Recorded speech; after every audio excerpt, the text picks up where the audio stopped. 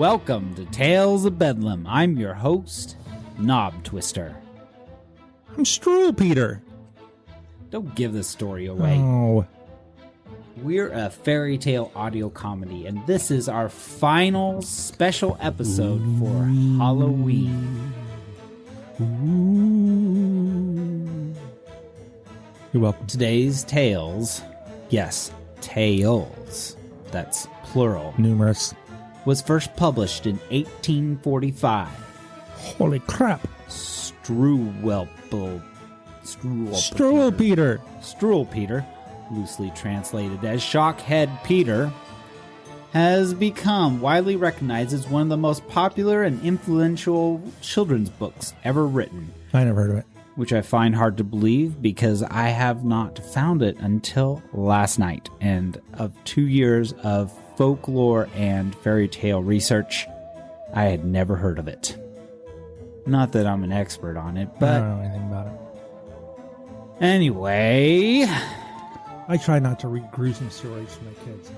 this is a little different story than what we would normally do, but we find the endings of these children's stories to be horrifying. Gruesome. So it fits well with our Halloween spectacular.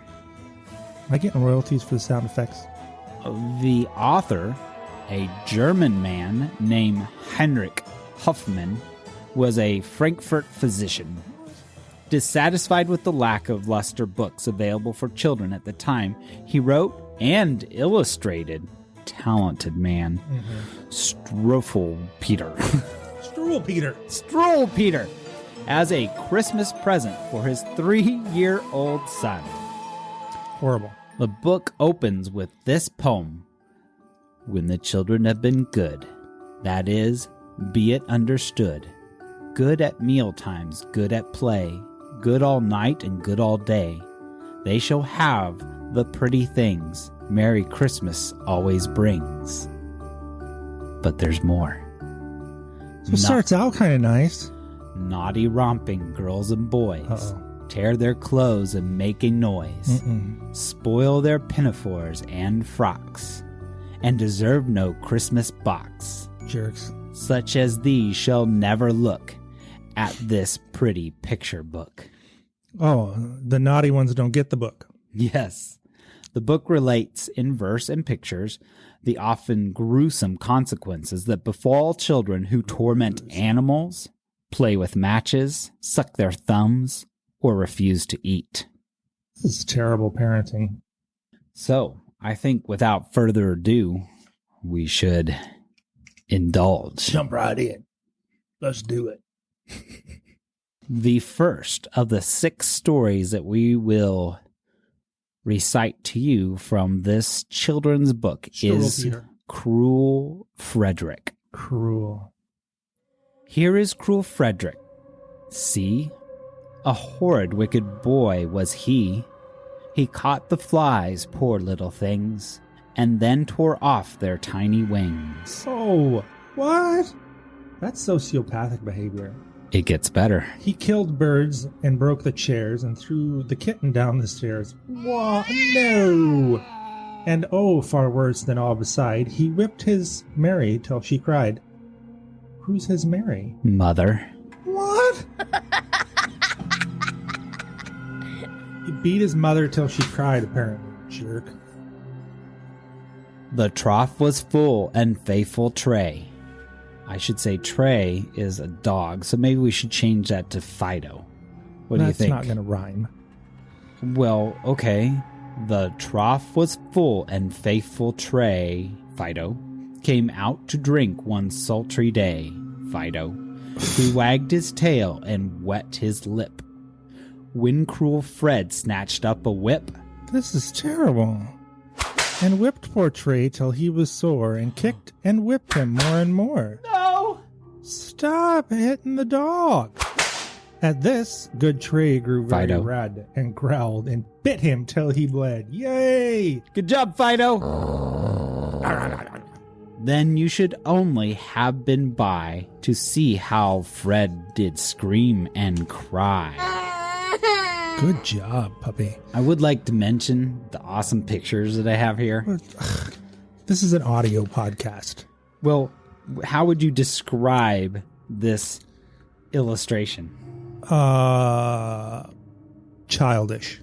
Yes. That is exactly how I would describe it. I think I could draw better with my eyes partially closed. Oh my gosh. This is awful. So Frederick had to go to bed. His leg was very sore and red. The doctor came and shook his head. And made a very great to-do, and gave him nastic psychic too. That says physic. Sorry. And gave him nasty physic too. That must be medicine. Or maybe a physical. Ooh. He gave him the full body cavity search, huh? Whoa. For a dog bite? That seems odd. Well, do you see the picture of this guy? He looks like he drives a tinted van. Yeah. He needs to stay about 500 yards from schools for sure. But good dog Trey is happy now. He has no time to say bow wow. He seats himself in Frederick's chair and laughs to see the nice things there. The soup he swallows sup by sup and eats the pies and puddings up. Yay, puppy. Fido! That's the end? It had a good ending. So he... Oh, man. Do you think this kid may have learned his lesson? I don't know, after the body cavity search by the doctor, perhaps. But I doubt it, because he's a sociopath. Well, let's do another one. This would be number 2. The story of Little Suck-a-Thumb. I think it just gets a little worse as we go along. Sweet. And by worse, I mean horrifying. This is the story of Little Suck-a-Thumb. One day, Mama said, "Conrad, dear, I must go out and leave you here.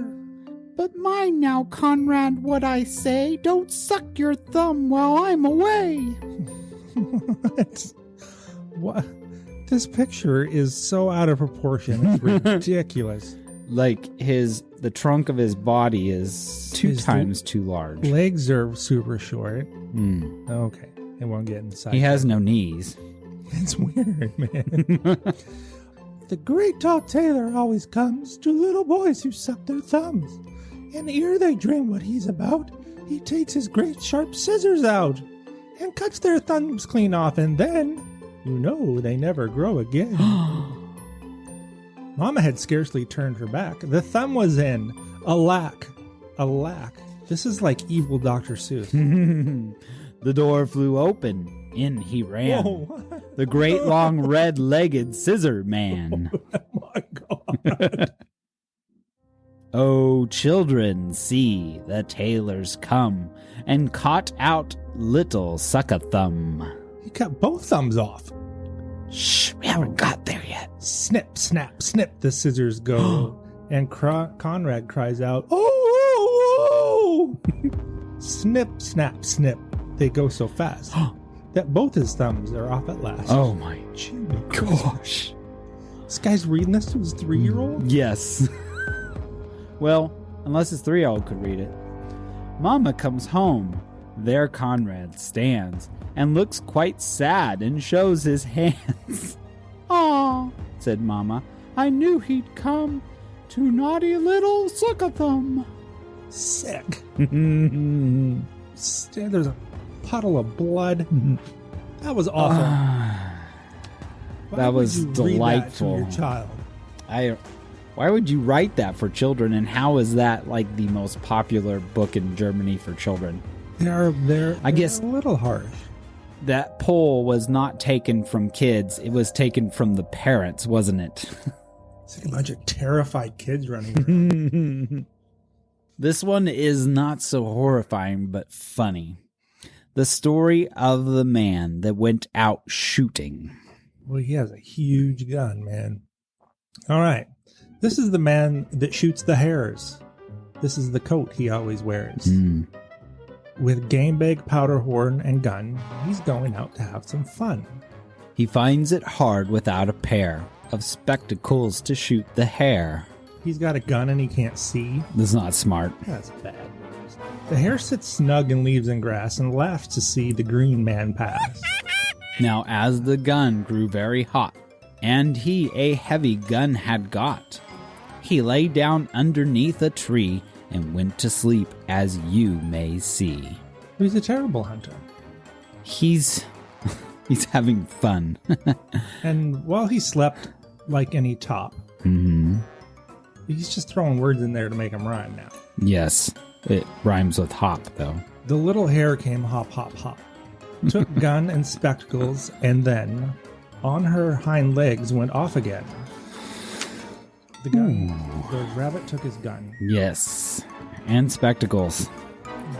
The green man wakes and sees her place, the spectacles upon her face, and now she's trying all she can to shoot the sleepy green coat man. Yeah. What's this story supposed to teach kids? Don't shoot bunnies? I think he's against hunting for fun because, I mean, that's what I'd get from this story, especially after you finish it, because all these have a moral. So, like, don't suck your thumb or your fingers will get cut off. Don't beat your mother. This one says he's going out to have some fun. So the antithesis, did I say that correctly, Dustin? Yeah. Would be that obviously he's against hunting. It seems odd for 1845. I think he's a little progressive, as we'll see from the final story. Nice. No. We haven't finished this one. So he's going to shoot the sleepy green coat man. He cries and screams and runs away. The hare runs after him all day and hears him call out everywhere, "Help! Fire! Help! The hare! The hare!" So I love this next picture because there's this little rabbit with spectacles on and this ginormous gun pointed at this green coat man running as fast as he can. I'd never know that was a rabbit unless I was reading it. That is horrible. At last he stumbled at the well, head over ears, and in he fell. The hare stopped short, took aim, and hark! Bang! Went the gun. She missed her mark. Well, you're going to have to clean the stain on the seat. That's it? Oh, no. The poor man's wife was drinking up her coffee in her coffee cup. That's just lazy. The gun shot cup and saucer through. Ooh. "Oh, dear," she cried. "What shall I do?" There lived close by the cottage there the hare's own child, the little hare. And while she stood upon her toes, the coffee fell and burned her nose. "Oh, dear," she cried, with spoon in hand. "Such fun I do not understand." So the guy fell down the well. The rabbit shot the coffee cup, which spilled hot coffee on the rabbit's kid's nose. Maybe this is all gun safety. Don't fall asleep. With your gun? With your gun? I know, that didn't make any sense. I thought it was great, though. Don't drink coffee? Oh, yes. Oh, yes. Oh, yes. Oh, yes. So it gets better as we go along. You'll have so much fun, you'll want to sing a song. The fourth one, the story of Augustus, who would not have any soup. Now I'm just thinking of Willy Wonka. Exactly. That's what I thought immediately. So this is Augustus was a chubby lad. And Augustus in Willy Wonka was the fat little German kid. So, shall we start? The story of Augustus who would not have any soup. No soup for you! Oh, thank you. Augustus was a chubby lad. Fat, ruddy cheeks Augustus had. And are they fat shaming this kid right off the bat? And everybody saw with joy the plump and hearty, healthy boy. Mm-hmm. He ate and drank as he was told, and never let his soup get cold. But one day, one cold winter's day, he screamed out, "Take the soup away! Oh, take the nasty soup away! I won't have any soup today!" So he's just done with soup? I guess so. Get the kid a sandwich. He didn't like the soup. It was liver and lentils. Oh, I don't blame you. Next day, now look, the picture shows how lank and lean Augustus grows. He lost like 80 pounds in one day. Yet, though he feels so weak and ill, the naughty fellow cries out still. Now, I know you can't see these pictures, but if you go to our website, you could. But there is a rather large boned child in the first frame with a bowl of soup on the table. And then each frame below, he shrinks by half. Oh, more than half. And it looks like the soup is rotting on the table. He turns into a stick figure. Yes. At the very end, he is literally a stick figure. The picture is terrifying. It's like an Ethiopian It looks like a mummy. on a diet. Ugh. Anyway. Not any soup for me, I say. Oh, take that nasty soup away. I won't have any soup today. How did he get fat on soup? Have you seen German soup? It's full of sausage and potatoes. Okay. Touché. The third day comes, oh what a sin, to make himself so pale and thin. Yet when the soup is put on the table, he screams as loud as he is able. Not any soup for me, I say. Oh, take that nasty soup away. I won't have any soup today. It took him 4 days to starve to death? That's just silly. Look at him, now the fourth day's come. He scarcely weighs a sugar plum. It rhymed. He's like a little bit of thread. And on the fifth day, he was dead. Dead. He starved to death in 5 days. I don't find that very likely. You can go like 5 days without water. He It wouldn't be maybe very good. in good conditions. Like 3 to 4. Well, he was pretty portly. Yes, he went from like a good 180 to 40 pounds. Dead. Dead. In 5 days. So children, take this to heart. Eat your soup. Eat your soup. Eat your soup or you might die in 5 days. That's right. And moms and dads, you hang in there. You make them eat that soup. You leave it on the table and you make them eat it. Or if they're little snots, just wait 5 days. You won't have to worry about them. Good parenting tips from Tales of Bedlam. Jeez. That's terrifying. It gets better. And he's reading this stuff to, remember, he's reading this to his 3-year-old kid. That's correct. If you don't eat your soup, you'd be dead in 5 days. And then he gives it to the world as a gift. If you suck your thumb, the scissor man is going to come cut them both off. Well, this fifth story, the dreadful story of Harriet and the matches, It's not very gets even It's better. not a very inventive title. Okay? The horrific story of how Harriet met fire That's better. and her flesh burnt Stop. away. Now you just give it away. We should do a commercial for kid-proof matches.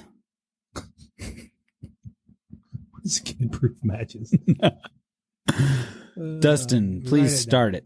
It almost makes me cry to tell what foolish Harriet befell. Oh. Mama and nurse went out one day and left her all alone to play. Now on the table close at hand, a box of matches chanced to stand. And kind Mama and nurse told her that if she touched them, they would scold her. Now they're rhyming her and her. He was... Maybe you should have taken 2 days to write all these and put a little thought into it. Yeah. But Harriet said, "Oh, what a pity! For when they burn, it is so pretty.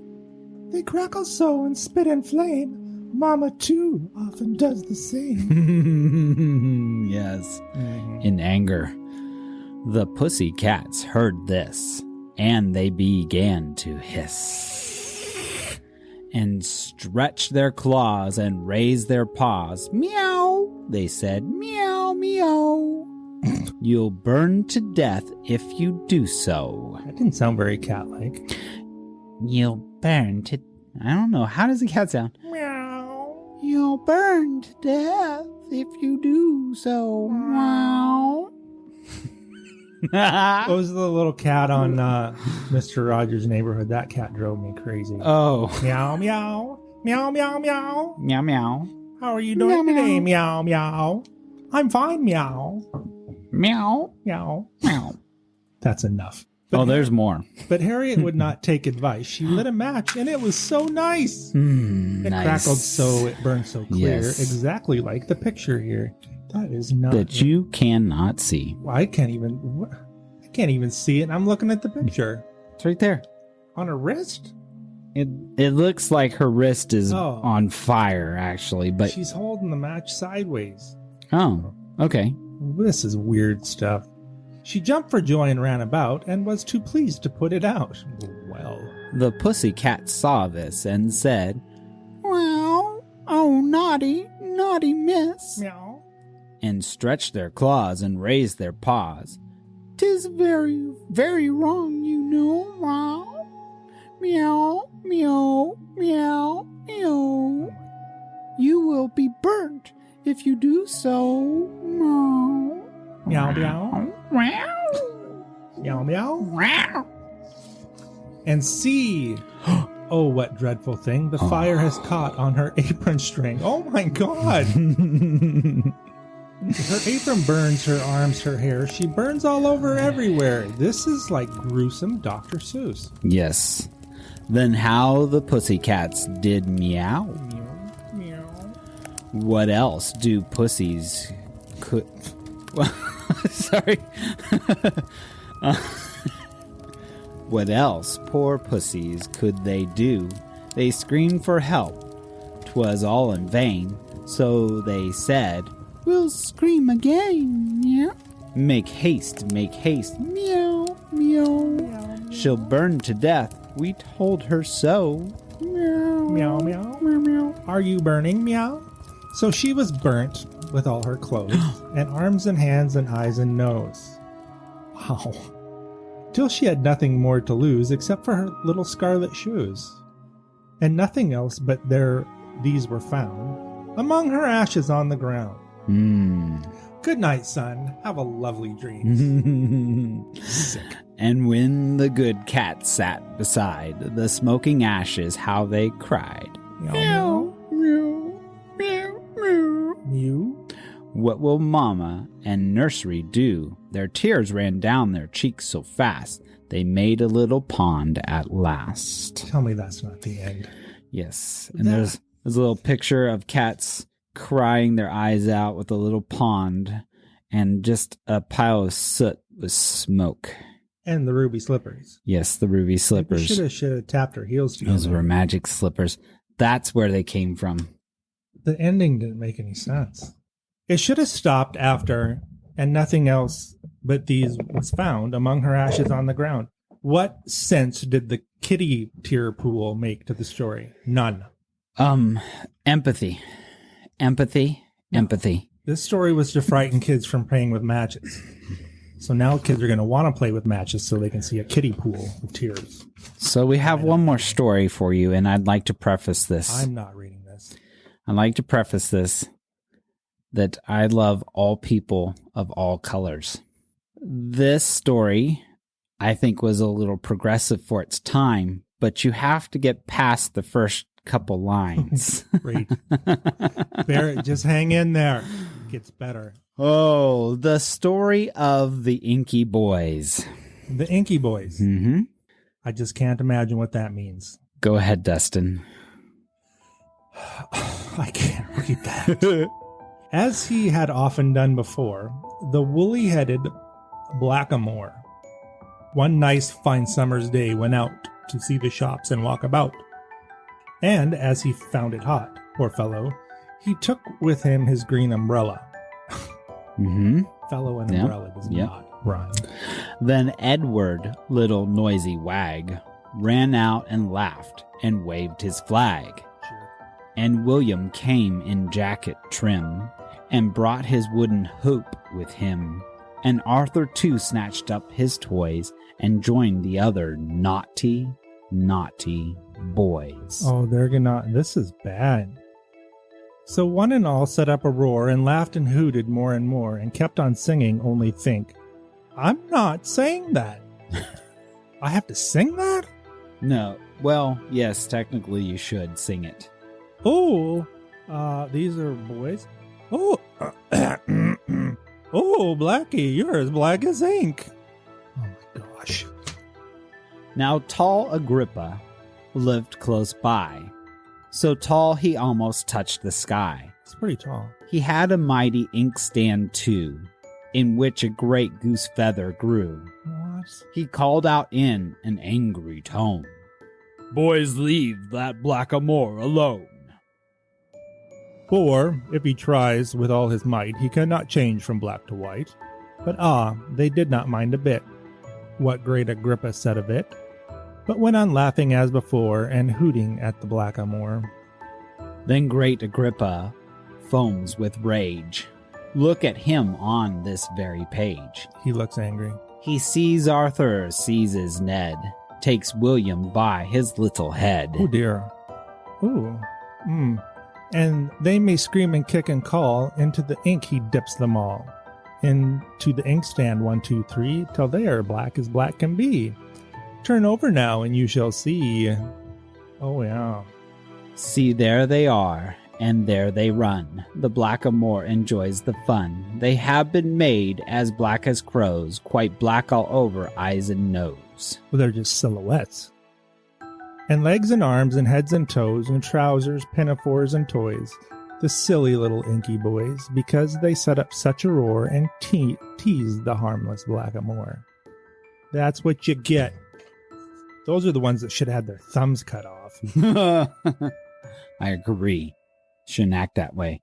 Or better, just their tongues cut out. Wow. Burnt to ashes so they could have a kitty tear pool.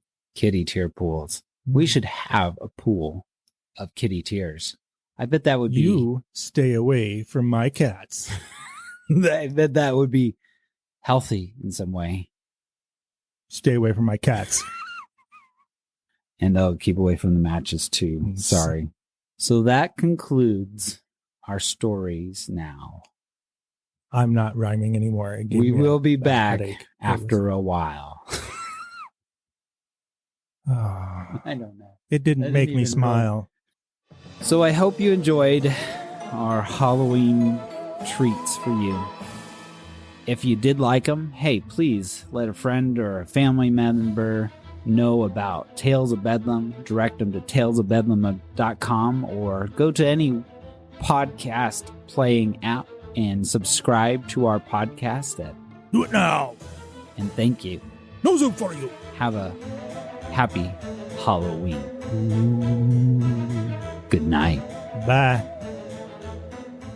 No Zoom for you.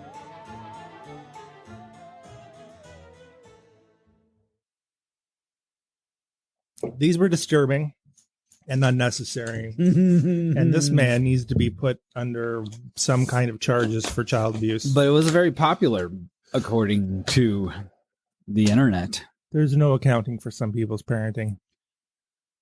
Well, I guess if you can't get them to do what you want, you just scare the Jesus out of them. That doesn't work well, though.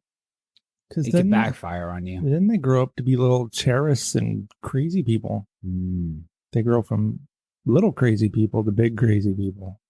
Yeah, all serial killers were very... German, hello.